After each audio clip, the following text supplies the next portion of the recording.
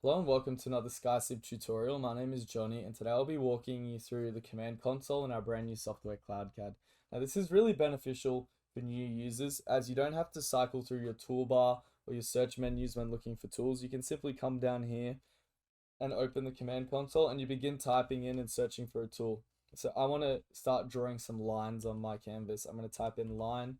As you can see, I'm prompted with that tool as well as some other related tools as well. I can then also see the default shortcut associated with that tool, which is L, and I can press spacebar to activate this tool.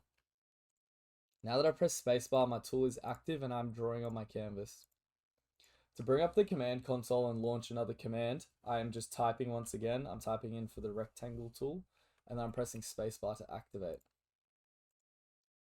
Some of the core functionality of this command console is the ability to assign shortcuts as well. So what I'm going to do is I'm going to begin typing to bring up the command console and I'm going to look for some grid lines. So we can see here that we have our grid line here, and that is with the default shortcut G. However, we have angled construction line, horizontal construction line, and vertical construction line that do not have default shortcuts.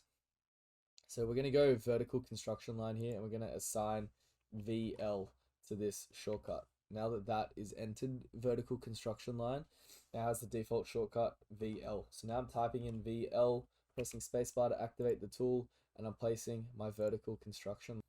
The command console is a really good learning and discovery tool for new CloudCAD users, as when you are searching or maybe you're typing in tools and you stumble across a tool that you didn't know we offered, such as match properties, for example, you then can come into the search bit here and type in match properties.